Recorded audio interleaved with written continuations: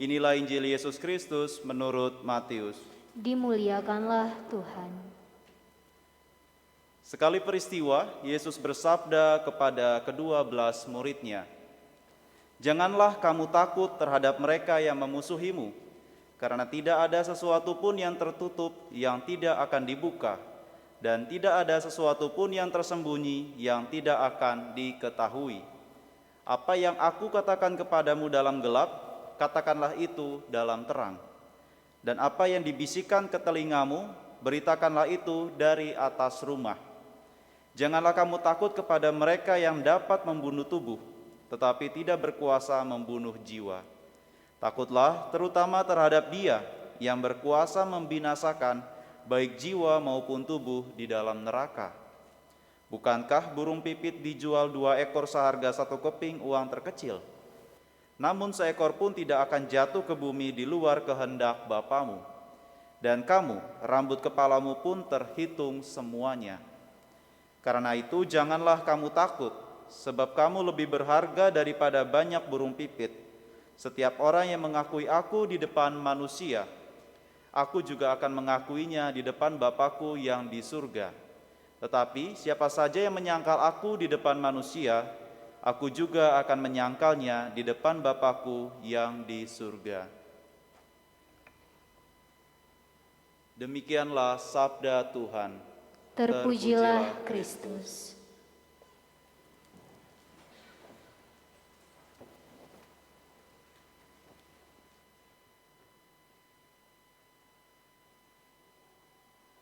Saudari-saudaraku yang terkasih, kalau diamat-amati ketika orang atau biasanya ada anak kecil gitu ya, atau bahkan sampai dewasa sekalipun, ketika orang itu dimarahi dan mengalami ketakutan, maka badannya itu akan menunjukkan ciri khas tertentu. Ya, jadi kalau orang dimarahi mengalami ketakutan tuh badannya menciut kecil ya, jadi mengecil atau perlahan-lahan menunduk ya, menunduk. Seperti itu karena mengingat kita ketika di dalam rahim itu kan tempat yang aman, tempat yang nyaman, lalu kita meringkuk sedikit begini. Kita mau mencari perlindungan.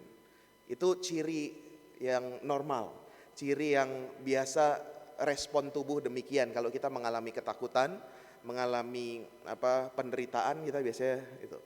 Seperti kura-kura kalau dia berani jalan keluar ya, tapi kalau ada ancaman dia tarik tuh kepalanya, dia tarik kakinya, lalu dia diam di situ, bisa beberapa lama nggak jalan-jalan. Atau kalau Anda yang pencinta binatang, kalau anjing galak ya, kalau anjing galak bunyinya gimana? Wuk wuk wuk wuk gitu ya. Tapi kalau dimarahi bunyinya gimana? Gimana? Kaing kaing kaing gitu kan ya. Beda ya. Itu menunjukkan ciri-ciri badan, ciri-ciri tubuh yang mau menunjukkan respon terhadap rasa takut dan penderitaan. Bapak Ibu, saudari-saudara yang terkasih, kalau kita bicara soal ketakutan, soal penderitaan, kalau ditanya, siapa sih yang gak takut? Siapa sih yang hidupnya itu gak pernah menderita? Tampaknya enggak ada yang tidak pernah takut, enggak ada yang tidak pernah menderita. Dia punya segala-galanya, kita nggak tahu, kita lihatnya happy, tapi ternyata dia menderita. Ternyata dia punya ketakutan. Oh ternyata kayaknya, dia kayaknya penderita nih, menderita sekali dia. Tapi enggak, dia santai aja, dia bersuka cita. Maka setiap dari kita itu punya ketakutan, punya penderitaannya selama di dunia ini. Karena apa? Penderitaan itu sudah sejak zaman jutaan tahun lalu itu udah ada.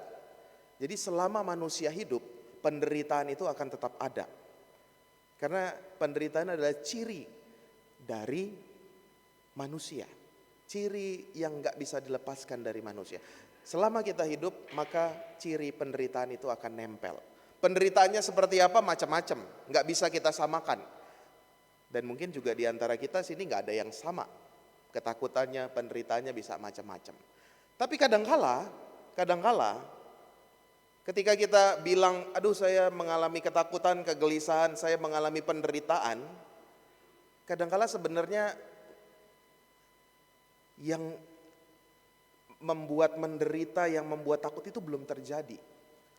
Kadang-kala kita menderita ketakutan sesuatu yang belum terjadi. Bahkan mungkin cuma membayangkan rasa ketakutannya aja kita udah gelisah. Membayangkan padahal belum terjadi dan mungkin tidak terjadi. Tapi kadang-kala kita menderita di sana. Saudari-saudara, dalam bacaan pertama dan bacaan kedua digambarkan Nabi Yesaya. Bacaan pertama, Nabi Yeremia. Dia diutus Allah untuk apa? Untuk pergi ke bangsa Israel, mengingatkan mereka untuk setia kepada Allah. Emang dipikir gampang mengingatkan bangsa Israel itu? Susah. Maka Tuhan Allah mengirim banyak nabi, mengirim banyak raja, mengirim banyak hakim kitab perjanjian lama itu. Susah, mungkin ditentang, mungkin dia menderita juga. Mungkin dia takut juga karena cerita-cerita nabi-nabi sebelumnya itu mengerikan. Ada yang diterima, ada yang tidak. Nabi Yeremia juga mengalami ketakutan, kegelisahan ketika diutus Allah. Bacaan kedua dikatakan di sana, Adam itu juga mengalami penderitaan. Yang tadinya enak di Taman Firdaus, segalanya ada, tiba-tiba dia harus jatuh ke dalam dosa. Menderita juga, maka sudah dahulu. Sekarang dan sampai selama-lamanya penderitaan itu masih ada. Dan menjadi ciri dari manusia. Lalu kalau penderitaan itu kita telan mentah-mentah, kalau penderitaan itu kita membuat kita seperti kura-kura, udah masuk ke dalam tempurung gak akan jalan, gak akan maju. Kalau hanya sampai pada, oh iya saya menderita, saya mengalami ketakutan. So mau apa dengan situasi yang kita alami? Dalam bacaan Injil, Tuhan mengatakan, Yesus mengatakan, kamu itu berharga, bahkan lebih daripada burung pipit. Burung pipit itu burung yang kalau di sawah itu hama sebenarnya. Ya. Yang begitu saja, yang dibuang, yang tidak berharga, dipandang luar biasa di mata Tuhan Yesus. Apalagi kita. Maka poin pijak pertama kita yang senantiasa mengalami ketakutan, kegelisahan, kegembiraan, kesedihan, kegelisahan, ketakutan, penderitaan yang negatif-negatif itu. Kita harus ingat kita ini dicintai sama Tuhan Yesus. Itu dasarnya. Sehingga apa? Sehingga kita senantiasa mau mengakui Bapa di depan manusia. Karena ditulis setiap orang yang mengakui aku di depan manusia akan kuakui di depan Bapakku yang di surga. Kita mau mengakui, kita artinya apa? Kita mau mewartakan kebaikan Yesus. Kita mau mewartakan firman Tuhan yang senantiasa mengajarkan kita soal yang baik. Kita mau mengakui dia jalan kebenaran dan hidup kita. Maka di sanalah penderitaan tidak sia-sia.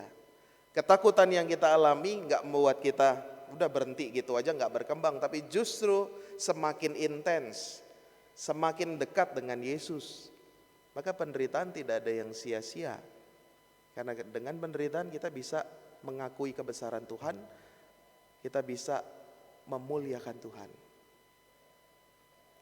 Lalu pertanyaannya, Romo, gimana sih supaya kita itu bisa move on dari rasa ketakutan, dari rasa penderitaan? Sepertinya ada 3 hal yang bisa membantu kita untuk move on, untuk bergerak, untuk maju dari persoalan, dari kegelisahan, dari kecemasan, penderitaan yang kita alami. Yang pertama adalah waktu. Ya. Lambat laun dengan berjalannya waktu, kadangkala ketakutan, penderitaan itu hilang dengan sendirinya. Di depan kita ada Frater Richard. Ya, kita udah kenal. Mungkin ada yang belum kenal juga. Frater Richard dari sini, dari paroki ini. Mungkin 10 tahun yang lalu dia masih pakai baju Miss Dinar begini nih, 10 tahun lalu. Dia punya ketakutan apa? Mau masuk seminari Wacana Bakti Gonzaga. Tapi akhirnya dia tes, masuk. 4 tahun sekolah di situ. mau daftar ke seminari tinggi jadi frater, mungkin dia juga punya ketakutan. Naik kelas, lambat laun diterima. Syukur kepada Allah, berapa hari yang lalu dia sudah selesai studi pertamanya. Mungkin mengalami ketakutan, saya mau tugas di mana ya? Kalau yang ingat waktu itu saya kan bilang dia akan tugas ke Papua. Tapi ternyata doa saya kurang ampuh ya. Saudari-saudara, setelah dia selesai tugas studi yang pertama, dia akan tugas di Seminari Wacana Bakti dekat kita ya. Jadi ada ketakutan-ketakutan yang hilang karena waktu yang terus berjalan. Oh, pelan-pelan udah jadi nggak takut, udah nggak gelisah lagi. Udah sekarang dia udah tenang ya, tinggal menjalankan tugas nanti. Dulu mendampingi para seminaris, para calon imam, sekarang dulu menjadi seminaris, sekarang mendampingi. Berjalan, menghilang ya, bisa move on karena adanya waktu. Yang kedua, bagaimana caranya kita bisa move on, bisa berjalan maju, adalah kita punya sahabat seperjalanan. Kita tidak sendirian, itu penting. Kalau orang sendirian gitu ya, punya persoalan, punya masalah, dia tidak berbagi, dia tidak cerita, dia hanya mengurung diri, bisa stres, bahkan bisa bunuh diri juga. Karena nggak bisa, karena manusia pada dasarnya itu ingin bercerita, ingin mengungkapkan diri. Maka perlu sekali nih teman seperjalanan, ya, sahabat, keluarga yang hadir, ya, orang tua yang hadir bagi anaknya, atau pasangan yang hadir bagi suami atau istrinya, anak-anak yang hadir bagi kakak adiknya semuanya. Itu menjadi penting, sehingga apa? Sehingga tidak sendirian menghadapi persoalan, menghadapi ketakutan. Kalau Anda tadi lihat ya, video yang diputar sebelum misa, kuis, namanya Romo siapa tadi? Ayo, nggak ada yang jawab kan? Nggak ada yang bisa jawab kan? Ya, namanya adalah Romo Rudi Rahkito Jati Omi. Sekarang menjadi teman seperjalanan saya dalam kepengurusan Dewan Karya Pastoral Keuskupan Agung Jakarta. Ya, dia adalah perwakilan dari Dewan Parokial. Ya, jadi dia bertugas di paroki, lalu ikut dalam Dewan Parokial. Percaya atau tidak, ya, saya itu bersama-sama dengan dia sejak saya kelas 4 SD. Dan saya intens berkomunikasi dengan dia, dan apa? Dia itu yang buat saya masuk jadi pastor, dia. Ya. Maka tepat sekali hari ini diputar videonya dia.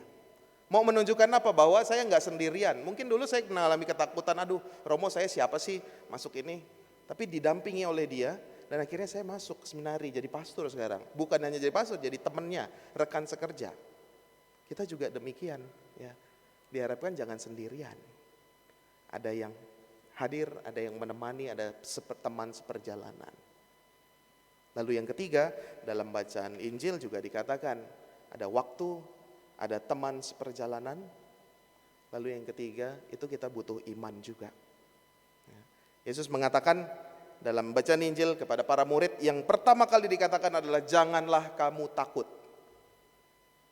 Udah, ketika iman kita berani, ketika iman kita percaya bahwa kuasa Tuhan itu mendampingi, tangan Tuhan itu senantiasa merendah hidup kita, maka hati kita juga berbicara, jangan takut, jangan takut. Kita butuh iman juga.